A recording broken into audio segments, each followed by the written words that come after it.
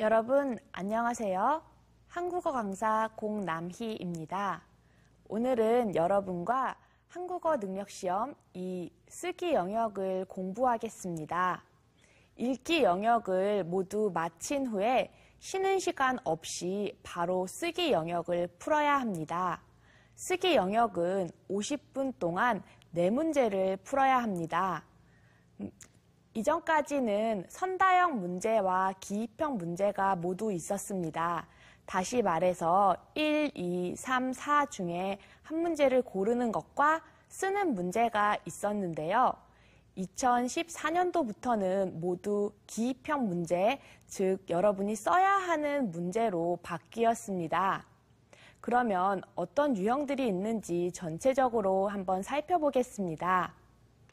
네, 51번부터 52번까지는 문장을 구성하는 문제입니다. 전체적인 글을 보고 빈칸에 알맞은 문장을 써야 하는 문제가 2문제 나옵니다. 각각 10점이고요.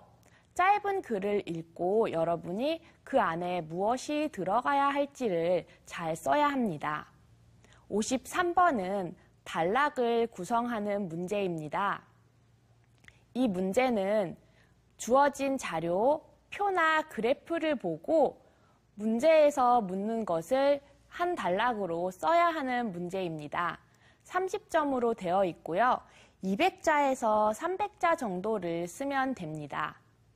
그리고 마지막으로 글을 구성하는 문제가 있습니다.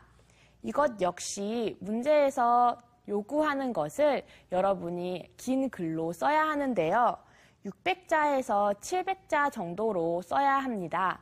그렇게 해서 4문제가 총 100점으로 이루어집니다. 여러분, 4문제라고 해서 시간이 많은 것 같지요? 하지만 쓰다 보면은 시간이 오래 걸릴 수가 있기 때문에 시간 계획을 잘 세워서 써야 합니다. 그럼 어떻게 써야 하는지 한번 살펴보겠습니다. 네, 문장 구성하기부터 볼 텐데요. 문장 구성하기에서는 글의 앞뒤 내용을 잘 파악해야 합니다. 빈칸이 2군데가 나오는데요. 기역과 니은의 앞이나 뒤에 있는 문장을 잘 살펴보고 내용이 자연스럽게 이어지도록 해야 합니다. 기역과 니은이 빈칸이에요. 그 앞에 또 뒤에 어떤 내용이 오는지 잘 생각해서 알맞은 내용을 써야 합니다. 그리고 문장을 쓸 때에는 중급 수준의 표현과 문법을 사용해야 합니다. 여러분, 어렵다고 해서 여러분이 쉽게 쓸 수 있는 초급 수준의 문법만을 사용하면 좋은 점수를 받을 수가 없습니다. 조금 어렵더라도 중급 수준의 글을 계속 쓰도록 연습을 하셔야 합니다. 다음을 보겠습니다. 문맥에 적합하지 않은 표현이나 문법을 사용하면 감점이 되겠지요. 그리고 철자법 정확한지 확인을 해야 합니다. 다시 말해서 맞춤법이나 띄어쓰기를 바르게 써야 합니다. 네, 첫 번째 유형에서는 여러분이 생활에서 자주 볼 수 있는 광고문, 안내문이 나오는데요. 여러분이 생활하면서 이런 것들을 많이 읽어보고 어떤 내용이 나오는지 또 어떤 표현과 문법을 사용하는지를 알아두면 이 문제를 푸는데 도움이 많이 되겠지요. 네, 여러분, 그러면 우리가 같이 문제를 직접 풀어보도록 하겠습니다. 네, 우리 책 22쪽에 있는 문제인데요. 다음을 읽고 기역과 니은에 알맞은 말을 각각 한 문장으로 쓰십시오. 저는 지난주에 처음으로 대중가요 콘서트에 다녀왔어요. 네, 가수의 콘서트에 갔다 온 것 같아요. 흥에 겨워 빈칸이 있네요. 흥에 겨운 게 무엇이지요? 기분이 좋아요. 신이 나요. 여러분, 기분이 좋거나 신이 날 때는 어떻게 해요? 노래를 부르거나 춤을 추거나 어깨가 들썩거리지요? 그런 내용이 기억에 올 것 같아요. 기억에 뭐가 올까요? 네, 어깨가 절로 들썩거렸어요. 기분이 좋을 때 하는 행동들이 오면 되겠지요. 다음을 계속 볼게요.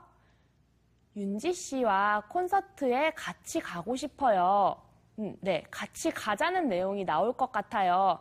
그 밑에를 한번 볼게요. 빈칸을 지나서 저는 둘 다 괜찮으니 언제가 괜찮은지 연락해 주세요. 둘 다가 나왔습니다. 그러면 니은에는 시간 2개가 나오겠네요. 어떤 내용이 오면 좋을까요? 다음 주와 다음 달에 콘서트가 있대요. 네, 다음 주, 다음 달 시간이 2개가 나왔지요. 꼭 다음 주, 다음 달이 아니더라도 여러분이 알맞은 시간을 2개 넣으면 정답이 됩니다. 이렇게 풀면 돼요. 그런데 또 중요한 것이 있어요. 이 글에는 전체적인 통일성이 중요한데요. 우리 문장의 끝을 한번 살펴보겠습니다. 다녀왔어요. 가고 싶어요. 연락해 주세요. 어떻게 끝났어요? 네, 요로 끝났지요. 여기 요. 우리가 요로 끝났기 때문에 답을 쓸 때에도 아요, 어요 표현을 사용해서 글을 써야 합니다. 그래서 들썩거렸습니다. 들썩거렸다가 아니라 들썩거렸어요. 있다, 있습니다가 아니라 있대요. 이렇게 사용해야 합니다. 네, 어때요? 빈칸에 알맞은 문장을 잘 쓸 수 있겠나요? 네, 그러면 다음 유형을 한번 볼 텐데요. 이 유형에서는 광고문이나 안내문도 나오지만 설명문도 나와요. 그럼 설명문을 한번 살펴보도록 하겠습니다. 우리 책 211쪽에 있는 52번 문제입니다. 역시 읽고 기억과 니은에 들어갈 말을 쓰는 문제입니다. 성공한 사람들에게는 2가지 공통점이 있다. 네, 성공한 사람들에 대한 이야기예요. 어떤 공통점이 있을까요? 대부분 어려서부터 뛰어난 재능을 발견하고 어려서부터 뭔가 특별한 것을 가지고 있었나 봐요. 그리고 시련과 좌절 속에서도 힘든 일 속에서도 포기하기는커녕 포기하지 않고 어떻게 했을까요?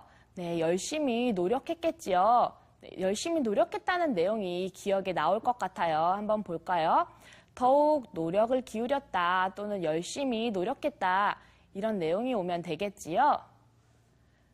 만약에 그들이 끝까지 노력하지 않았다면 성공할 수 없었을 거예요. 그런데 물음표가 있네요. 네, 질문의 형식, 의문의 형식으로 표현해야 될 것 같아요. 노력하지 않았다면 어떻게 성공할 수 있었을까? 성공할 수 없었다는 이야기지요. 성공은 얼마나 열심히 노력하느냐에 달린 것이 아닐까 생각한다. 네, 이렇게 답을 2개 고를 수 있었습니다. 선생님이 아까 통일성 이야기한 것 기억하고 있나요? 네, 문장의 끝을 볼게요. 다 이렇게 끝났지요. 그래서 우리가 답을 쓸 때에도 기울였다 이렇게 써야 합니다. 문장의 통일성을 잘 지켜서 써주세요. 네, 이렇게 우리가 설명문을 한번 보았습니다. 그러면 문제를 하나만 더 살펴보도록 하겠습니다. 289쪽에 51번 문제입니다. 네, 언어 교환할 친구를 구합니다. 언어 교환이 뭐예요? 내가 할 수 있는 말을 다른 사람에게 가르쳐 주는 거예요. 한국 사람은 한국어를, 일본 사람은 일본어를 이렇게 가르쳐 주는 것, 서로에게 가르쳐 주는 것이 언어 교환이지요. 네, 내용을 계속 볼게요. 저는 한국 대학교에서 공부하고 있는 중국인 유학생입니다. 온 지 6개월이 넘었는데 좀처럼 한국어 실력이 늘지 않습니다. 네, 한국어 실력을 늘리고 싶은 것 같아요. 그래서 기억. 그럼 어떻게 해야 되지요? 한국어를 가르쳐 줄 수 있는 사람을 찾아야겠지요. 그런 내용이 기억에 나올 것 같아요. 답을 한번 볼까요? 네. 저에게 한국어를 가르쳐 줄 수 있는 친구를 구합니다. 네, 이렇게 한국어를 가르쳐 줄 수 있는 사람 구해요. 이런 내용이 들어갑니다. 네, 저는 중국어를 가르쳐 줄 수 있습니다. 언어 교환이니까 서로 언어를 교환해야겠지요. 그리고 제 전화번호는 이렇게 나와 있어요. 전화번호를 써줬고요. 그럼 어떻게 해야 되죠? 네, 일로 연락해 주세요. 같이 만나요. 이런 내용이 니은에 나올 것 같아요. 답은 연락을 주시면 일정을 잡아보겠습니다. 약속을 잡아보겠습니다. 이런 식으로 끝내면 되겠지요. 네, 첫 번째 유형을 우리가 살펴봤어요. 어떤가요? 어렵지 않게 쓸 수 있겠지요? 네, 쓰기 영역 중에서 가장 쉬운 유형이에요. 그럼 두 번째 유형을 한번 살펴볼 텐데요. 먼저 두 번째 유형은 어떻게 써야 하는지 한번 보겠습니다. 네, 답안 작성 방법을 먼저 살펴볼 텐데요. 네, 요구된 내용, 두 번째 유형에서는 이러이러한 것을 쓰세요 라고 요구된 것이 있어요. 이것을 모두 다 써야 합니다. 네, 내가 무슨 내용을 써야 할지 모르겠어요. 저는 그냥 제가 아는 것 쓸래요 하면서 관련이 없는 내용을 썼을 때 0점 처리가 됩니다. 그러니까 잘 모르겠더라도 조금이라도 관련 있는 내용을 써야 되겠지요. 네, 그리고 아까도 이야기했듯이 문장을 쓸 때에는 가능하면 중급상 수준의 어휘와 문법을 사용하는 것이 좋습니다. 우리가 글을 쓸 때 자꾸자꾸 어려운 어휘, 어려운 문법을 사용하는 것을 연습해야지 여러분의 한국어 실력도 늘 수 있어요. 그리고 글의 특성에 맞게 문어적으로 쓰는 것이 중요합니다. 문어적으로 쓰는 것이 무엇일까요? 우리가 쓰는 언어에는 말할 때 하는 것과 쓸 때 하는 것이 있습니다. 우리는 지금 쓰기를 하고 있지요. 그래서 쓸 때 사용하는 언어를 사용해야 돼요. 예를 들어서 누구누구에게, 누구누구한테 모두 같은 뜻이지요. 하지만 에게는 쓸 때 사용하고요. 한테는 말할 때 사용합니다. 이런 것이 문어적인 표현이에요. 그리고 조사도 생략하면 안 됩니다. 학교에 가요. 일 때 우리가 말할 때는 학교 가요라고 해도 괜찮아요. 하지만 쓸 때에는 에를 꼭 써야 합니다.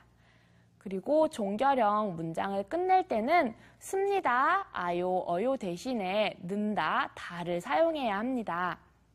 그리고 정보가 제시되어 있는 도표나 그래프가 있는데요. 이것을 글로 풀어서 설명을 하고 여러분의 의견을 덧붙여서 조금 더 써서 하나의 글로 완성하는 연습을 많이 하는 것이 좋습니다. 그리고 글을 쓸 때에는 문제를 읽고 바로 쓰지 말고 어떻게 쓸지 미리 개요를 작성해 놓으면 좋습니다. 쓰기 전에 계획을 세워야 합니다.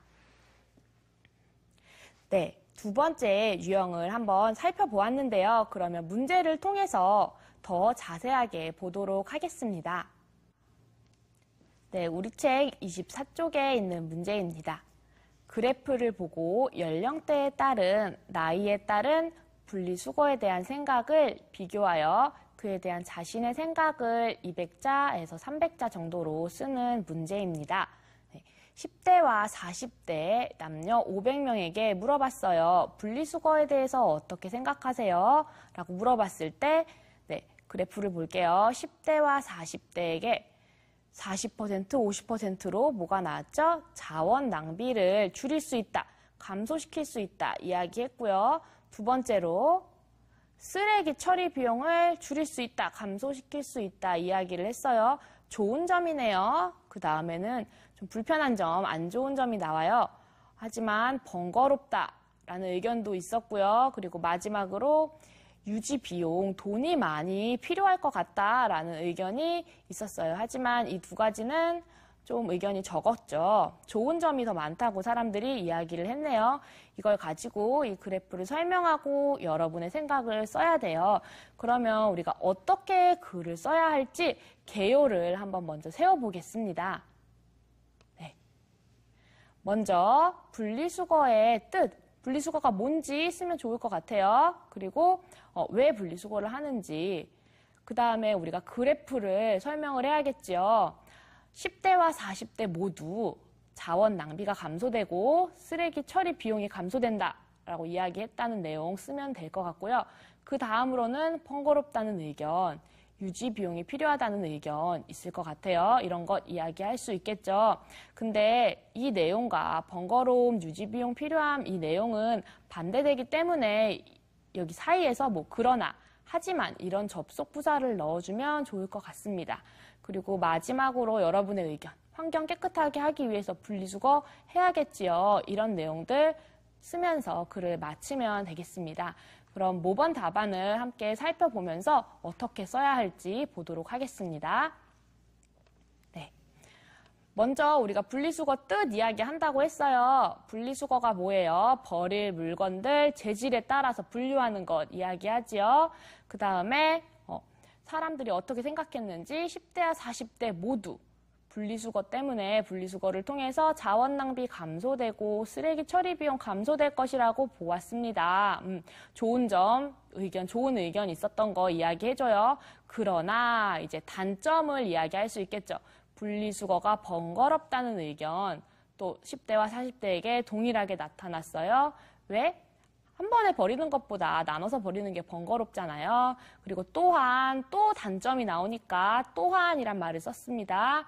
분리수거함 설치 유지하는데 비용이 드는 것에 대해서 이제 40대보다 10대가 조금 더 우려를 했어요. 5% 더 많았지요. 하지만 이제 여러분의 의견을 쓸 거지요. 여러분은 분리수거 해야 된다 이렇게 쓸 거니까 깨끗한 환경을 위해서 감수해야 할 비용, 그리고 분리수거는 환경보호의 첫걸음이므로 모든 사람이 철저히 해야 한다. 이렇게 여러분의 생각을 쓰면서 마칠 수 있었습니다. 여러분 어떠세요? 이렇게 긴 단락을 써야 하니까 조금 부담스러운가요? 하지만 그래프를 잘 보면서 분석을 하고 여러분의 생각을 추가하여 쓰면 됩니다. 네, 그래프를 어떻게 설명해야 하는지 잘 모르겠다고 하는 학생들이 많이 있었어요. 그래서 제가 그래프를 어떻게 설명해야 할지 그런 방법들을 한번 제시해 보겠습니다. 그래프가 나왔어요. 그럴 때 어떻게 써야 할까요? 먼저 그 그래프가 무엇에 대한 조사 그래프인지를 이야기해줘야 합니다. 네, 그래서 소개를 해야 돼요. 무엇을 무엇을 대상으로 그래서 누구에게 물어봤는지 예를 들어서 뭐 10대에서 40대 사람 500명을 대상으로 또는 한국에서 공부하고 있는 외국 학생 500명을 대상으로 이렇게 물어본 사람을 이야기할 수 있겠죠. 그리고 뭐에 따른 어떤 분류 기준이 있는지 나이에 따른 또는 국적에 따른 성별에 따른 그 다음에 무엇에 대한 설문조사, 이제 설문조사의 주제가 나오겠지요.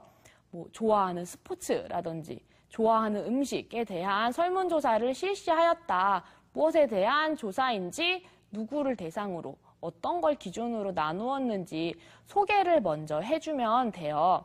그 다음에 그래프에서 뭐가 제일 높고 그 다음이 무엇인지 이런 것들을 설명하면 되겠지요. 그 항목을 이야기해서 예를 들어 스포츠라면 제일 좋아하는 스포츠가 야구라고 해요. 야구가 50%로 가장 높게 나타났으며 이렇게 그 항목을 들고 몇 %인지 숫자를 넣어주면 됩니다. 그 다음에 두 번째로는 뭐 농구가 30%로 그 뒤를 이었다. 이런 식으로 순서대로 어떤 것이 제일 높은 순위를 차지했는지 그런 것들 설명해주면 되고요. 이걸 다 설명을 했어요. 그럼 이제 이 설문조사의 결과를 이야기할 수 있겠죠.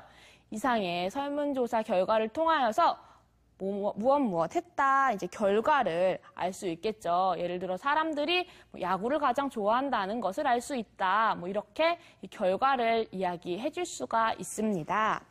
네.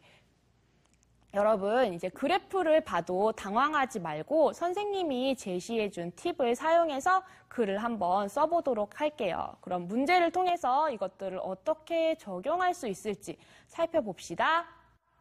우리 책 212쪽에 53번 문제예요.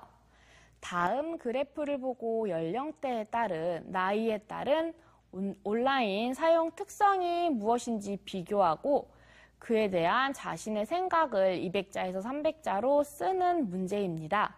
누구에게 물어봤어요? 10대와 40대 남녀 500명을 대상으로. 10대, 40대 사람들에게 물어봤어요. 온라인 사용 목적. 왜 온라인 사용하세요? 라고 물어봤어요. 결과를 한번 볼게요. 10대는 40%로 학습, 그 다음에 28%로 쇼핑할 때 사용한다. 그 다음에 정보 검색할 때 뭘 찾아볼 때 사용한다. 그리고 기타. 이렇게 나왔고요. 40대는 가장 많은 것이 정보 검색이었고요. 그 다음 쇼핑, 기타, 학습이 가장 적네요.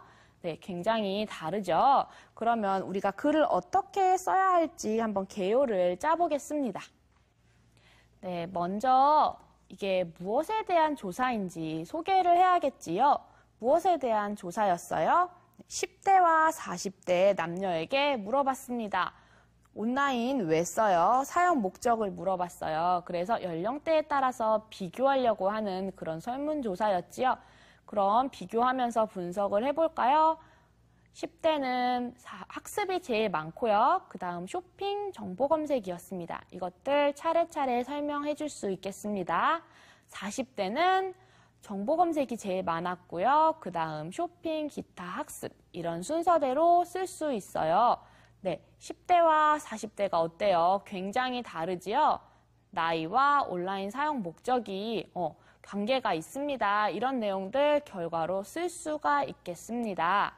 그러면 모범 답안을 통해서 직접 써보는 거 살펴볼게요. 처음에 조사 소개를 한다고 했어요. 제가 아까 보여드린 팁에다가 이 내용들을 하나하나 쏙쏙 넣어볼게요. 10대와 40대 남녀를 대상으로 연령대에 따른 온라인 사용 목적에 대한 설문조사를 실시하였다. 이렇게 조사를 소개할 수가 있습니다. 그 다음 10대의 결과를 한번 분석해서 설명을 해야겠지요. 조사 결과 10대의 경우 학습이 40%로 가장 높게 나타났으며 가장 높게 나타난 거 이야기해주고요. 그 다음에 쇼핑이 23%로 그 뒤를 이었다. 다 써도 되는데 중요한 거 두 가지 정도, 세 가지 정도만 써도 상관없습니다. 그 다음 40대의 결과 분석을 해야겠지요. 40대는 어땠나요? 반면에 40대는 달랐으니까 우리 반면에 라는 말을 넣어서 10대와 연결을 해줬어요. 40대는 정보 검색이 전체의 절반인 50%로 가장 높게 나타났으며 쇼핑이 23%로 조사되었다. 이렇게 이야기했습니다. 이제 전체적으로 결과가 어떤지 설명을 해줘야겠죠. 결과 분석을 볼게요. 이상의 설문조사 결과를 통해서 나이와 온라인 사용 목적이 직접적으로 관계가 있다는 것을 확인할 수 있다. 이게 여러분의 생각이 될 수가 있겠어요. 그래서 조사를 소개하고 이제 결과를 분석하고 전체적인 결과 분석까지 문제에서 요구한 모든 내용이 이 안에 들어가 있지요. 네, 여러분 이제 그래프 봐도 설명 잘 할 수 있겠지요? 당황하지 마세요. 표를 보고 표에 다 나와 있으니까 그 내용을 여러분이 말로 풀어서 쓰기만 하면 됩니다. 그러면 문제를 한 개 더 보면서 다시 연습을 해보도록 할게요. 문제를 볼까요? 네, 우리 책 251쪽 53번 문제입니다. 다음 그래프를 보고 연령대에 따라서 또 나이에 따라서 비교를 했네요. 즐겨 먹는 음식이 무엇인지 비교하고 그에 대한 자신의 생각을 200자, 300자로 쓰십시오 하는 문제예요. 좋아하는 음식이 뭐예요? 물어본 것 같아요. 네, 그래프를 볼게요. 20대와 60대 남녀 500명에게 물어봤습니다. 즐겨 먹는 음식이 무엇입니까? 라고 물어봤어요. 20대를 먼저 살펴볼게요. 제일 많은 거 양식 제일 많이 먹어요. 서양 음식. 그 다음 한식, 그 다음 일식, 그 다음 중식입니다. 60대 어떻게 다른지 볼까요? 60대는 제일 많은 거 한식, 55%네요. 그 다음 중식, 중국 음식, 그 다음 일본 음식, 양식이 가장 적지요. 이제 이런 것들을 가지고 우리가 글을 한번 써볼 텐데 먼저 뭐 해야 된다고 했죠? 그냥 쓰면 안 돼요. 개요를 짜야 되죠? 개요를 한번 짜보겠습니다. 네, 먼저 조사를 소개해야겠죠. 어떤 조사였어요? 60대와 20대, 60대 사람들에게 물어봤어요. 즐겨 먹는 음식이 뭐예요? 그래서 나이에 따라서, 연령에 따라서 비교할 수 있겠죠. 20대는 양식 제일 많고요. 그 다음 한식, 일식 순서였고요. 60대는 한식, 중식, 그 다음 일식의 순서였어요. 그래서 우리가 다른 점을 찾을 수 있겠죠. 이걸 찾아서 써줍니다, 마지막에. 20대는 양식과 한식을 즐겨 먹고 60대는 한식과 중식을 즐겨 먹는다. 이렇게 쓸 수가 있겠습니다. 그러면 5번 답안을 한번 보면서 어떻게 써야 할지 생각해 볼게요. 네, 먼저 처음에 무엇에 대한 조사였는지 소개를 해줘야 되겠죠? 그런 내용을 써볼게요. 20대와 60대 남녀를 대상으로 연령대에 따라 즐겨 먹는 음식에 대한 설문조사를 실시하였다. 네, 이 설문조사에 대한 소개를 써줬어요. 그 다음 결과를 설명해야 돼요. 20대부터 가겠습니다.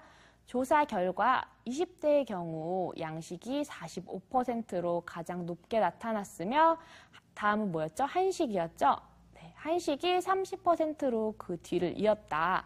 다른 내용이 나오니까 이제 반면에 라는 말을 넣어주겠습니다. 그 다음 60대는 한식이 전체의 절반이 넘는 55%로 가장 높게 나타났으며 중식이 20%로 조사되었다.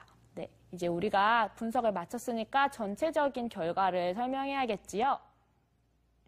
이상의 설문조사 결과를 통해서 20대는 뭘 즐겨 먹었어요? 양식과 한식을 즐겨 먹고 60대는 한식과 중식을 즐겨 먹는다는 것을 알 수 있다. 이렇게 여러분이 결과 분석한 것까지 쓰면 문제에서 물어본 모든 것을 완벽하게 쓴 글이 될 수 있겠습니다.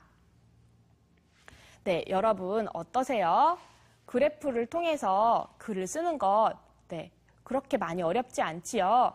그런데 여러분 이거 채점을 어떻게 해요? 궁금해하는 사람들이 있어요. 그런 학생들을 위해서 제가 다음 쓰기 강의에서 채점 기준까지 설명해 드리도록 하겠습니다. 두 번째 유형과 세 번째 유형은 채점 기준이 비슷하기 때문에 한꺼번에 보면서 이해하는 것이 더 쉬워요. 그러면 우리 다음 시간에 다시 찾아뵙겠습니다. 감사합니다.